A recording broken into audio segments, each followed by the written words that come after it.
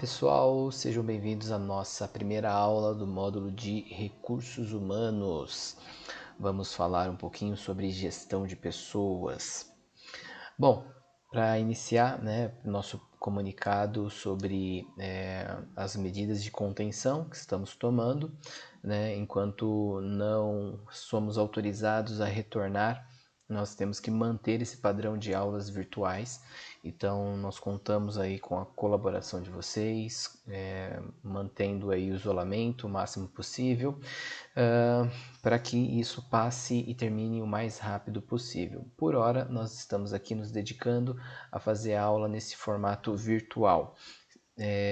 Vou buscar ser sempre dinâmico para que se torne sempre bacana essa aula. Bom, me apresentando, para aqueles que ainda não me conhecem, eu sou formado em administração, minha graduação, com um mestrado em administração também. Fiz alguns cursos de pós-graduação voltado para a área de finanças, gestão estratégica de pessoas, didática para ser professor, para lecionar no ensino superior, um curso de gestão de cursos à distância também. Minha experiência profissional está centrada na área da construção civil, mexendo com programação de estoques, materiais, transporte, faturamento, e depois o setor educacional, lidando aí com processos acadêmicos, treinamento de equipes, capacitação de novos colaboradores, e atualmente eu só dou aula, Eu dedico-me integralmente à docência, tanto no ensino superior quanto em cursos profissionalizantes. Aqui está a descrição do meu link para o meu perfil lá no LinkedIn, que é a rede social profissional, A gente vai falar dela ao longo do curso também, uma das formas de você se apresentar para o mercado. E queria dizer aqui que eu sou uma pessoa assim como você. Tenho família, tenho sonhos, tenho hobbies, Sou músico, amador, tenho uma filha linda que eu me dedico bastante a ela. Eu me realizo muito na minha profissão como docente, como professor, por perceber que eu posso contribuir de alguma forma para o crescimento daqueles que estão ao meu redor. Isso me realiza. Então, na docência é um trabalho, mas é algo que me gera prazer ao fazer. Então, tem aqui vocês têm aqui a certeza de que aquilo que eu estou fazendo, eu estou me dedicando ao máximo para fazer o melhor para vocês. Bom, critério de avaliação e a dinâmica das nossas aulas, A gente precisa medir, o seu grau de percepção, de aprendizagem ao longo do curso. Então, nós teremos atividades para serem realizadas. Neste momento, as atividades vão ser concentradas, sendo realizadas de forma individual, à distância. E tem que ter 70% de presença nas aulas. Você fala, mas como assim vou ter presença nas aulas? Sim, a gente vai contabilizar a presença de vocês através dos comentários feitos lá no vídeo, nesse vídeo postado aqui no YouTube. Então você preenche ali no comentário, coloca lá o seu nome completo, a turma. Se quiser falar alguma coisa sobre o conteúdo da aula, também pode comentar, fica à vontade. Mas o importante é você colocar lá o seu nomezinho lá, indicando que você assistiu essa aula, ok? Então, você precisa aqui que o seu nome apareça aqui em 70% desses vídeos para que, ou das aulas, quando se voltar ao formato presencial, quando voltar, ao formato presencial, aí a gente volta na lista de chamada tradicional. Por hora, tem que fazer o registro lá no vídeo do YouTube. A dinâmica das aulas vai seguir virtual por enquanto, enquanto está durando a pandemia. A gente tem a apostila que está disponível para vocês e os materiais também de aula, esses slides aqui e materiais complementares, naquela pastinha do Google Drive que está lá no primeiro slide com link para vocês. Dúvidas, tem o meu e-mail aqui para esclarecimento de dúvidas, ou também disponibilizo o meu contato aqui no WhatsApp. Só peço a seguinte compreensão. É o meu contato pessoal, ok? Eu não estou 100% do meu tempo trabalhando, ok? Então, o fato de você mandar uma mensagem às 11 horas da noite não quer dizer que eu tenha que ver e tenha que respondê-lo, ok? Eu peço a compreensão de que há um tempo de trabalho, há um horário de trabalho específico, ok? Como eu sou professor, eu tenho horários bem diferenciados aí de trabalho, mas só peço a sua paciência, a sua colaboração de que você pode mandar o horário que for, que eu vou, no meu momento de trabalho, eu vou sim ler a sua mensagem e vou respondê-la, tirando a dúvida, esclarecendo aquilo que precisa ser esclarecido. Beleza? Se a gente combinar aquilo que está combinado, não sai caro para ninguém. Ok? Se for algo muito mais texto, alguma coisa assim, olha, estou com dúvida em uma atividade, alguma coisa que você precisa escrever mais, manda pelo e-mail, tranquilo, que eu também vou respondê-lo no tempo oportuno. Critério de avaliação, dinâmica de aulas, ok. Vamos lá para o nosso tema. Primeira aula, gestão de recursos humanos. Por que falar disso? Por que se capacitar com esses conhecimentos? Basicamente porque nós lidamos com pessoas o tempo todo. Ainda que a empresa seja uma empresa, uma microempresa, um microempreendedor individual que a empresa é somente ele é a empresa, né? Pode ser um confeiteiro, pode ser um mecânico, pode ser um cabeleireiro, um esteticista, não importa qual seja a área. É somente ele, beleza, ele é a empresa. Aí você fala assim, então ele não tem que lidar com ninguém. Na verdade, tem que lidar com seus clientes, tem que lidar com seus fornecedores. Então, não tem como fugir disso, não tem como fugir com o tratar das pessoas. E no curso de formação que eu tive, né, na pós-graduação, acho que a coisa mais importante que eu aprendi nesse curso é que a gente precisa prestar atenção nas pessoas. Um bom gestor, um bom líder é aquele que presta atenção nas pessoas. Quando a gente presta atenção nas pessoas, nós começamos a olhar isso de forma mais criteriosa e buscar entender a pessoa, buscar entender as suas limitações, as suas virtudes, entender os seus complexos, os seus medos, entender as suas competências. Às vezes a gente tem funcionários que são bons profissionais, mas estão na área errada, estão no local errado de trabalho. E quando a gente presta atenção nesses funcionários, quando o nosso julgamento é crítico, no sentido de buscar a melhor forma de gerir pessoas, nós vamos ter maior efetividade na nossa gestão. E na nossa aula eu vou tratar sempre dos dois pontos de vista. Eu como gestor, você como responsável por tomar decisão e você como liderado, eu como liderado, porque ainda que eu ocupe um cargo de coordenação hoje, em uma das empresas que eu trabalho, tem pessoas que estão acima de mim. Então, ainda que eu tenha uma função de líder, de gestor, eu tenho aqueles que são líderes sobre mim. Então, eu também preciso entendê-los e preciso compreender qual é o caminho que a gente precisa lidar. Eu preciso saber lidar com eles da mesma forma como eu preciso saber lidar com aqueles que estão abaixo de mim na hierarquia da empresa. Então, lidar com pessoas é algo muito decisivo para o sucesso do negócio. Se a gente não tem esse time, se a gente não tem esse feeling de como lidar com pessoas, com certeza teremos muito problema. E tem mais um fato importante a dizer. Normalmente a gente não escolhe com quem a gente trabalha. É igual família, sabe? Você não escolheu o pai, você não escolheu a mãe, você não escolheu o tipo de filho, você não escolhe o primo, o vizinho, você não escolhe. E lá no ambiente de trabalho também, você dificilmente tem essa oportunidade de escolher.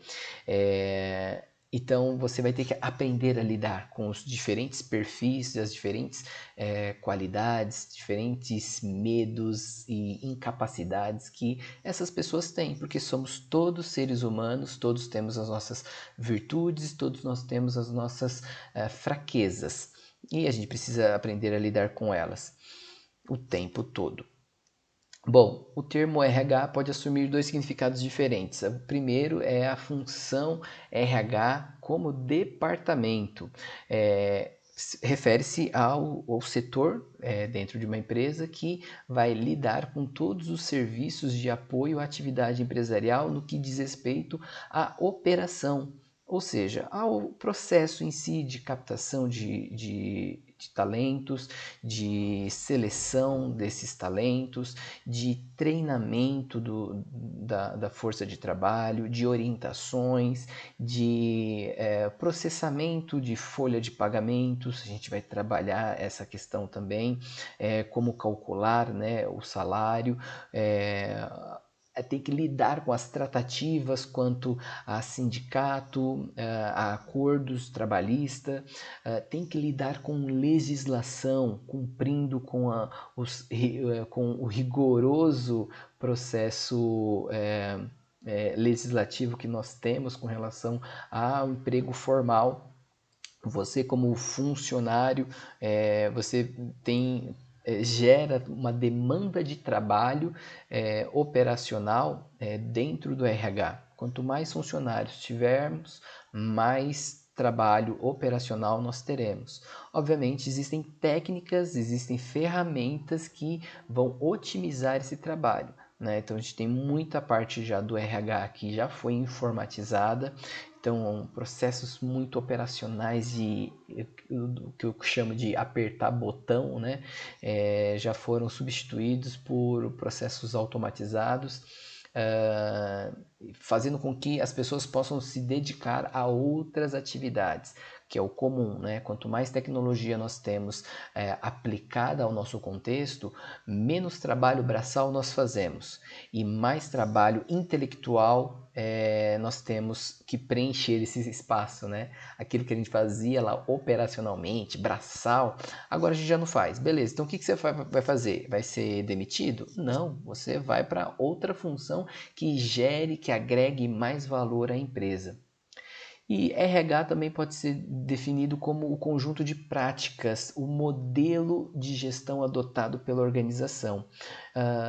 Isso vai bem ao encontro dos valores que a empresa professa e o como ela vai lidar com os seus funcionários, sabe? Se é uma empresa daquele tipo assim paternalista, uma empresa assim que pega o funcionário, que cuida dele, que vai tratar desse funcionário, vai pegar ele jovenzinho assim, inexperiente e vai dar todo o suporte para ele crescer, ou se é uma empresa de um perfil mais agressivo, que tem um nível de competição mais forte no mercado, então ela precisa de profissionais já maduros, já vividos, com bastante experiência, e elas vão lá captar de forma, às vezes, até agressiva, elas vão lá pescar esses peixes, né, dentro do aquário do vizinho, ou seja, eles vão lá no concorrente, eles vão lá em outras empresas e falam assim, olha, vem trabalhar aqui com a gente.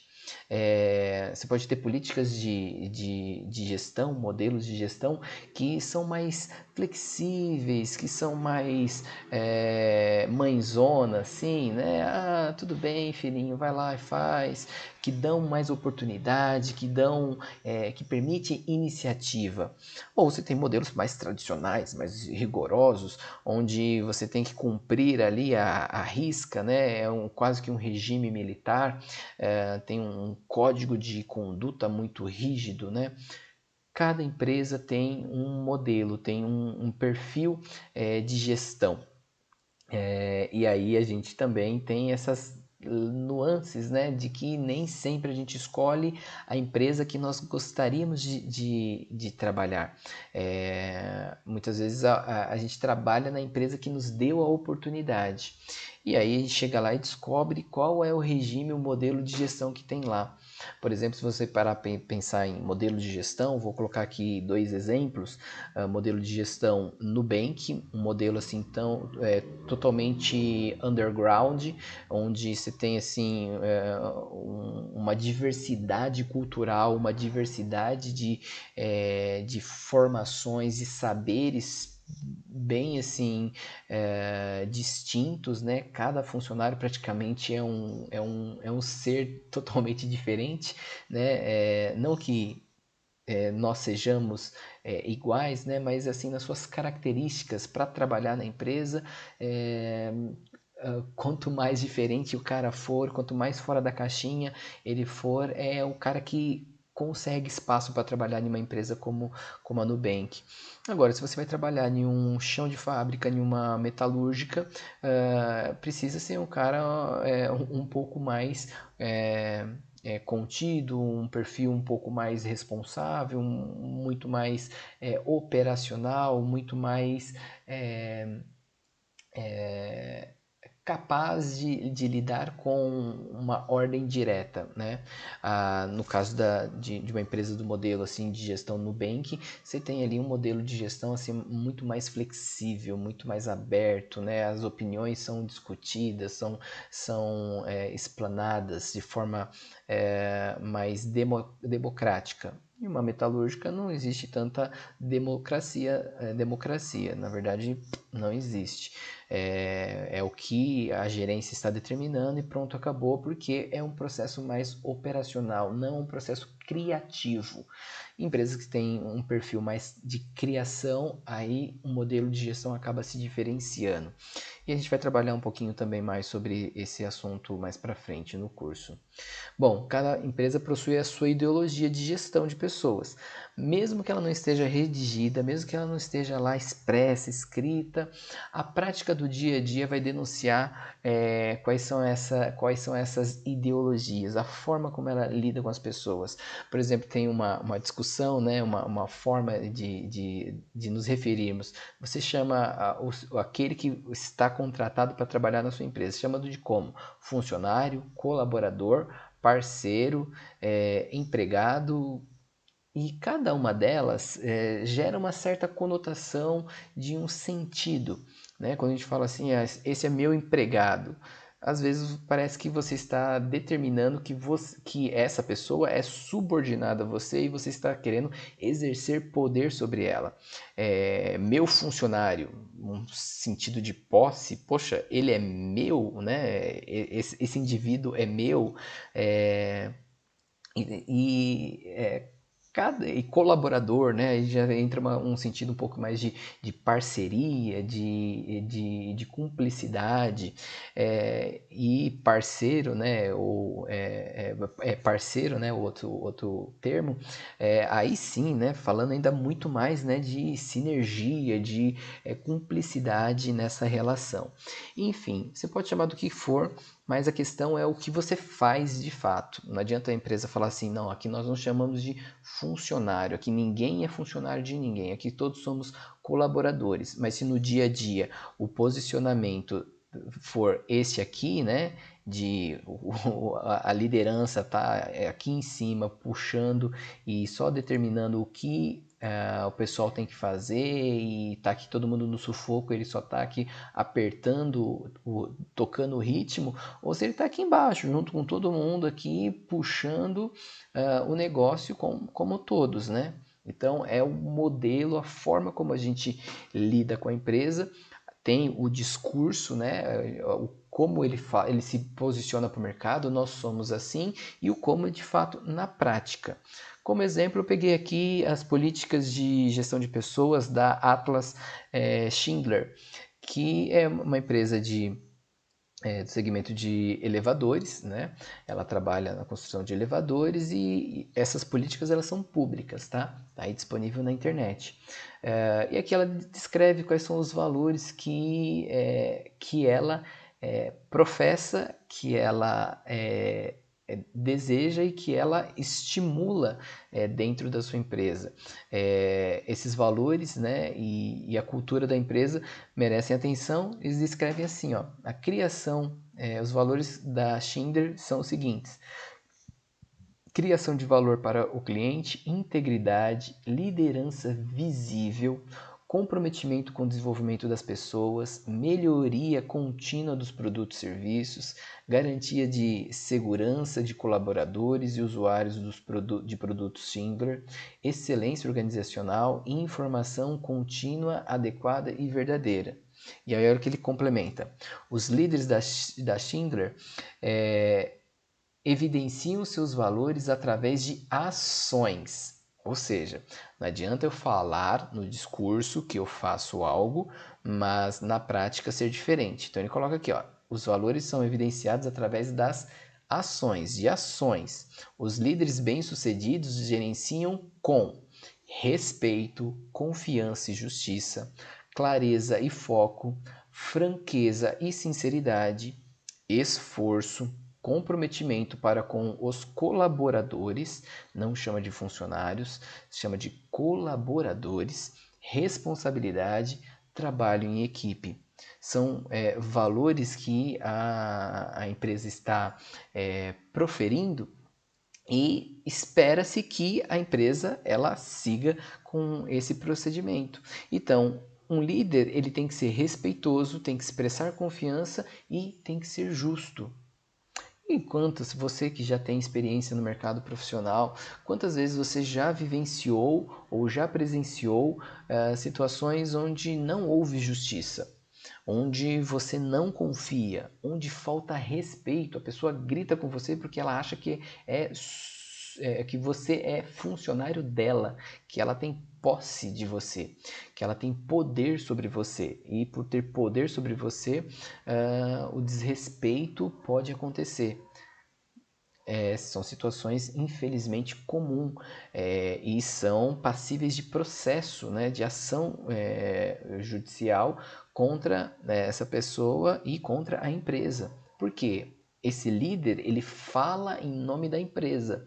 Então aqui os líderes da Schindler eles estão se pronunciando, eles estão se comportando de acordo com os valores, com os princípios adotados pela empresa. Se por acaso eles deixam de fazer isso, eles estão descumprindo com o propósito da empresa.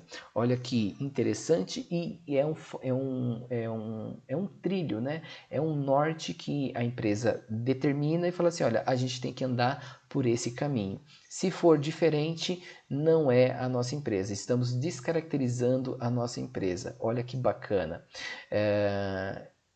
Resta saber se lá o momento do dia a dia isso é mantido. Não sei, não trabalho lá, não posso dizer isso. Quem sabe alguém que trabalha ou conhece alguém que trabalhe lá que possa falar para a gente como que é de fato no dia a dia.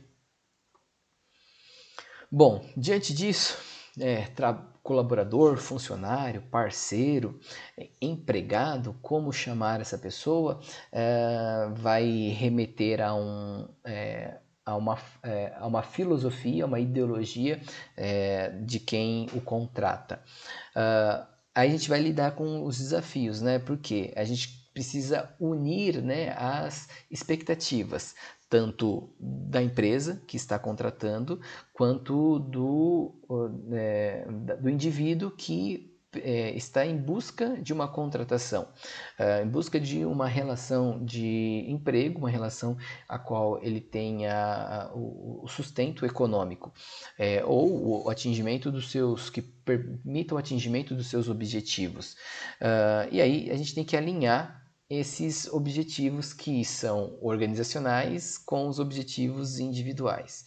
Vamos prestar atenção aqui, primeiramente, nos objetivos organizacionais.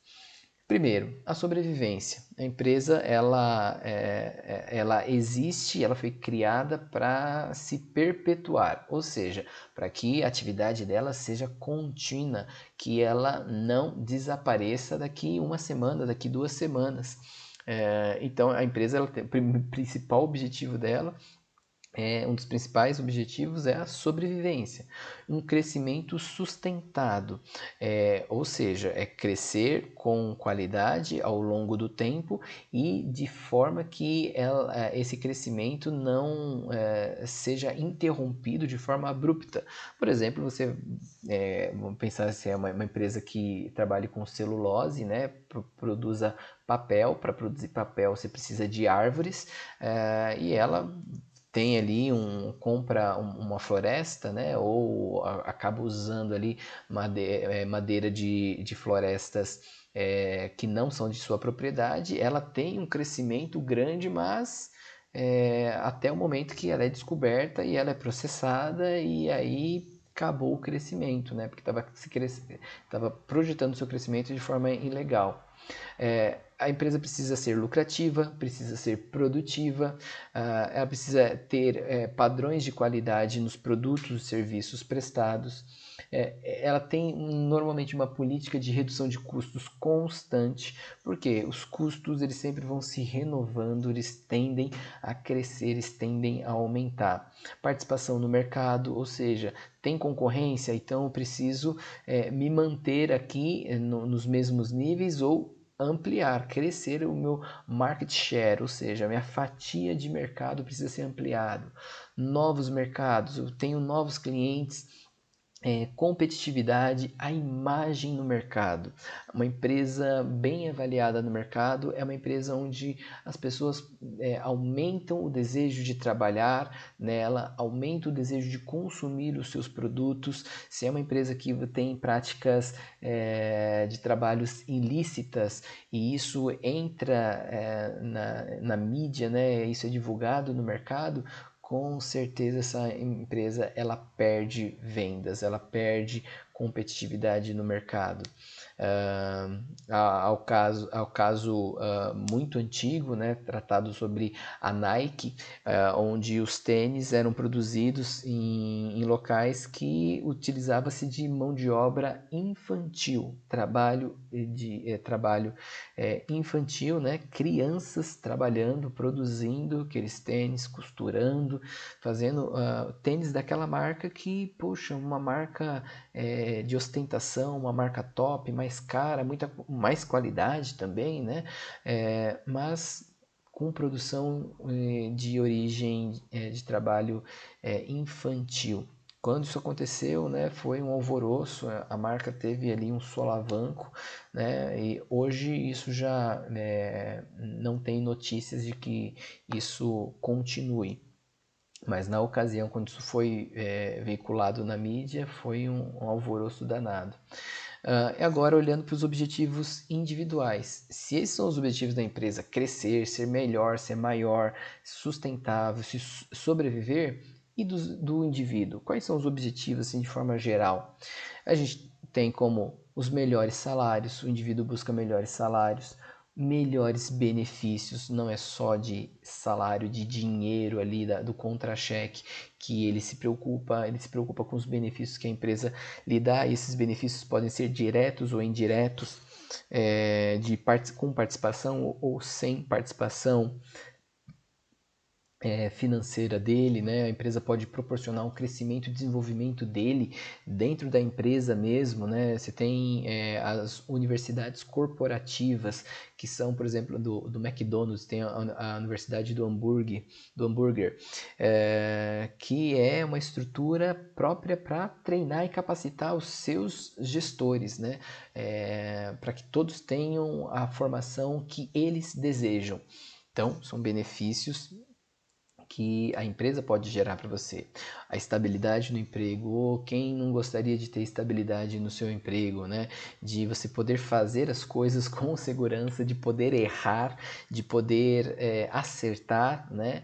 E sem se preocupar que você pode ser demitido porque você manifestou a sua opinião, porque você deu a sua ideia e a ideia não foi bem-vinda, não foi bem aceita, né? Não foi observada com cuidado pelos seus gestores. Segurança no trabalho, não dá para ser um trabalho arriscado, né, sem os preparativos adequados que garantam a segurança, qualidade de vida no trabalho. Oh, meu Deus do céu, quantos brasileiros se deslocam 2, 3 horas para chegar no trabalho, para trabalhar lá mais 8 horas de uma jornada de trabalho, para depois mais 3 horas de retorno. Não dá, galera. Isso é muito, mas muito. 14 horas focado no trabalho.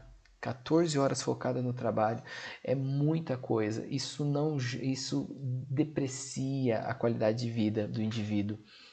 Então, entre muitas pessoas já vi casos assim de pessoas que desistiram de um emprego que era longe, que ganhava bem, que era bacana, que podia crescer mais para trabalhar mais perto de casa, ganhando menos, com menor potencialidade, mas a qualidade de vida, isso o salário não compensava. Satisfação no trabalho, de fazer algo que você fale assim, tenho prazer nisso, né? Como eu comentei, exemplo próprio, né? Tenho prazer em lecionar. Consideração e respeito, oportunidade de crescimento, liberdade para trabalhar, liderança liberal e orgulho da organização. Trabalhar numa empresa que você se orgulha, ó, trabalho lá, é lá que é o meu ganha-pão, essa empresa é uma empresa bacana, tem uma estrutura bacana, eu tenho liberdade, eu tenho liberdade para trabalhar não quer dizer que você vai trabalhar de qualquer jeito, da forma que você achar melhor, mas ela estabelece limites, né? Limites que você possa, que serão um pouco mais flexíveis, que te dê mais autonomia, empodera o funcionário para fazer, né, aquilo que ele precisa fazer, né? E às vezes permitir que o funcionário erre. Se você procurar informações sobre sucesso, né, sobre os cases de sucesso das empresas, de produtos, de serviços, de propaganda, poxa vida, quantas propagandas se tornaram propagandas de sucesso, dentre outras que passaram desapercebido. Quanto outras que entraram no ar e tiveram que sair do ar porque eram ruins demais, não se comunicavam, não era um trabalho certo. Ou seja, quem fez errou. Então, dar a oportunidade de errar é permitir que a pessoa cresça. Se você é pai ou mãe, você sabe bem do que eu estou falando. Você às vezes deixa o filho enfiar o dedo na tomada porque você já avisou, você já deu o caminho, mas ele vai lá, insiste, enfia o dedo na tomada. Depois que ele enfiou o dedo na tomada, tomou o choquezinho, beleza, ele não faz mais isso. Então, às vezes, a gente precisa dar a oportunidade de errar. Bom, o trabalho ele tem um significado, um papel importante na formação do indivíduo como cidadão de direito, né? Isso me faz lembrar coisas assim que nem eram da minha época, mas no período de ditadura, né,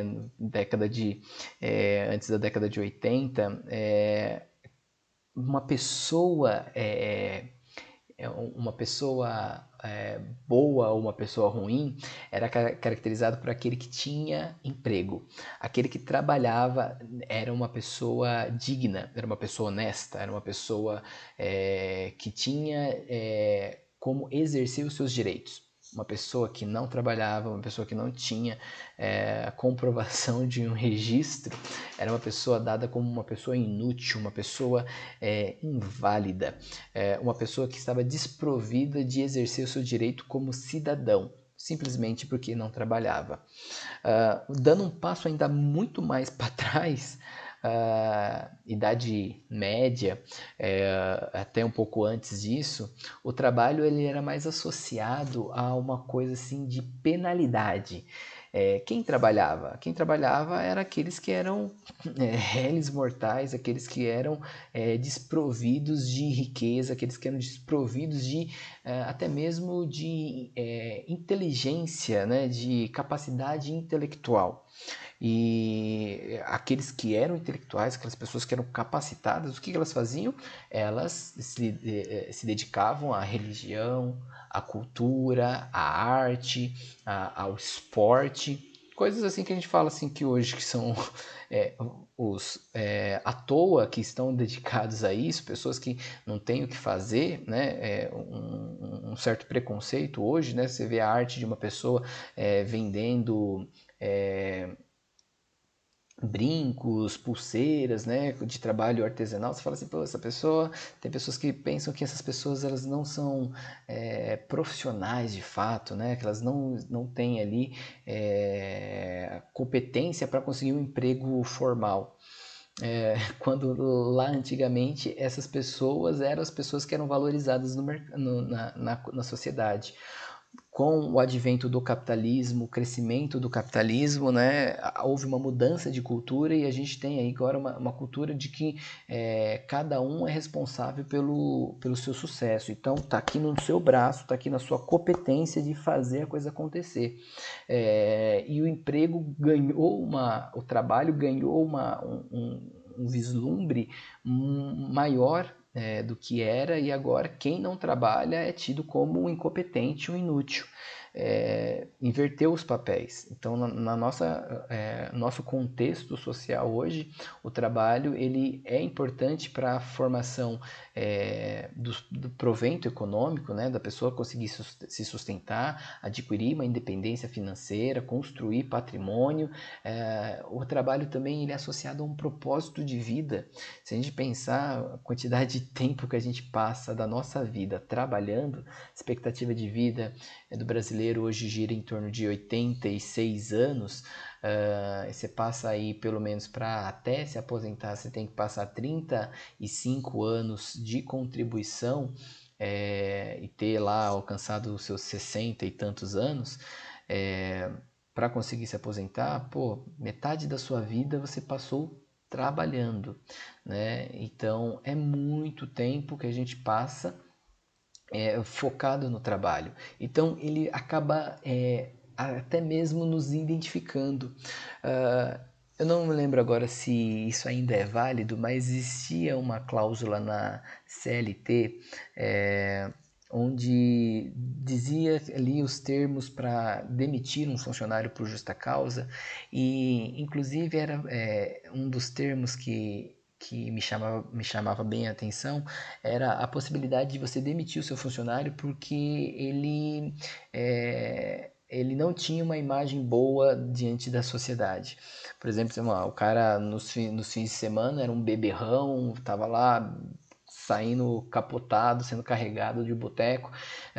E isso é como aquele indivíduo, ele se associava, a imagem dele se associava à imagem da empresa, a empresa poderia demiti-lo por justa causa, porque ele estava depreciando a imagem da empresa. Olha o tamanho do significado do trabalho, a importância do trabalho em relação à sociedade. O indivíduo ser demitido porque no horário de não trabalho, no horário que ele não está trabalhando, ele se embriagar, ele pode fazer o que ele quiser, vai para uma praia de nudismo, vai fazer swing, vai fazer, sei lá, vai pular de paraquedas, vai fazer qualquer coisa que, sei lá, que talvez a empresa não goste do negócio. A imagem do indivíduo estava associada à imagem da empresa e a empresa podia mandar o cara embora. Imagino eu que hoje isso já na Constituição já não esteja mais respaldado. Um aspecto interessante sobre a gestão de pessoas é que ela trata-se de uma prática que é contingencial situacional, ou seja, ela não é estável, ela não é fixa, ela oscila e ela muda com o passar do tempo. Hoje, por exemplo, nós estamos vivendo uma situação de obrigação de home office, de trabalhar em casa. Nem 3 meses atrás, home office para a maior parte das empresas era uma coisa assim inaceitável. E hoje é uma situação assim que tem que acontecer. Então, as empresas elas precisam mudar as suas políticas de uma forma de contingência, ou seja, a situação nos obriga a fazer, então vamos fazer acontecer. Então ela tem que provisionar recursos, ela tem que provisionar treinamento, aconselhamento, instruções de como o funcionário pode trabalhar em casa, manter produtividade, manter entrega de resultados e manter ainda todos as suas garantias legais quanto à empregabilidade. Por exemplo, se você se machuca no horário de trabalho, lá na empresa onde você trabalha, você tem ali um acidente de trabalho, porque você está no local de trabalho. E eu trabalhando em casa, se eu me machucar agora, terei direito à cobertura por acidente de trabalho? Sim, terei direito. Então, há uma condição legal que sustenta a minha situação de trabalho. Ou a gestão de pessoas também ela vai se modificar em função dos contingentes, em função das situações contingenciais. Temos fatores internos e externos que vão influenciar a organização. A cultura da empresa, a forma como ela enxerga o mundo, a forma como ela constrói os seus valores, o tamanho da empresa, quanto maior a empresa, mais regras precisa ter, quanto menor a empresa, mais flexível ela é, então permite ali adotar padrões, às vezes até inovadores, quanto a práticas de gestão de pessoas. A forma como ela está organizada, né, a sua estrutura organizacional, a hierarquia, legislação, mudou a legislação, poxa, eu me lembro que o teletrabalho, né, o trabalho à distância, ele foi formalizado, isso foi lá em 2014.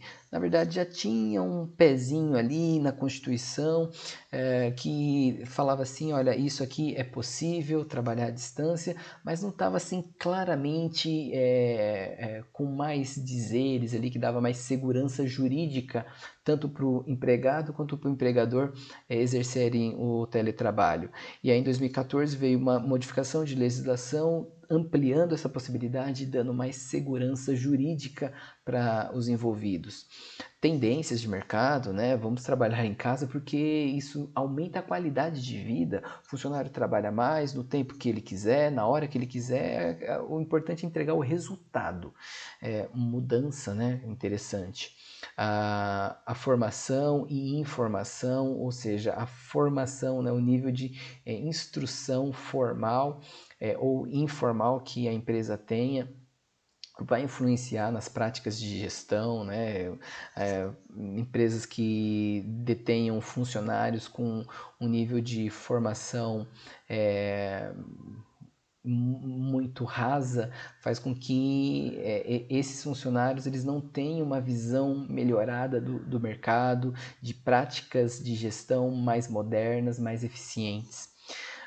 O ambiente de negócio, né, ser um ambiente de alta competição, com alta rotatividade entre aqueles que são os cabeças do mercado.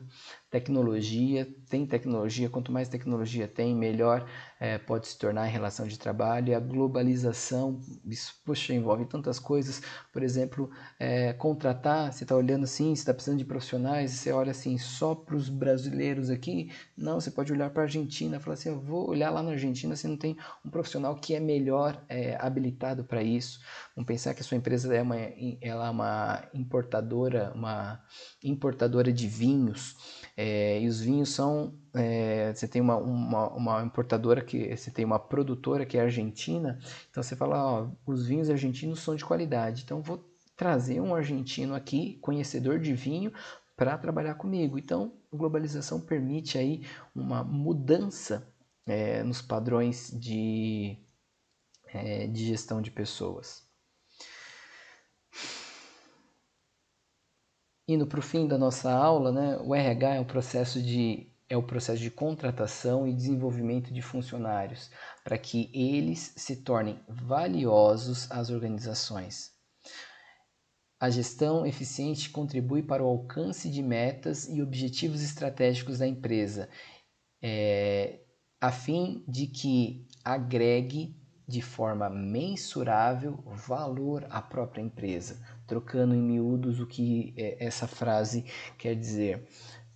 A gestão de pessoas é um processo que você precisa captar recursos. Esse recurso é um recurso intelectual, é um recurso humano que vai fazer com que o capital que foi investido na empresa seja utilizado da melhor forma possível para que a empresa se torne de lucro e se torne ainda mais valiosa.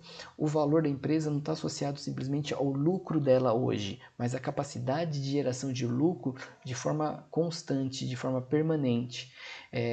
Só que esses funcionários, eles precisam ser monitorados, eles precisam ser medidos. De que forma? A gente tem que medir os resultados.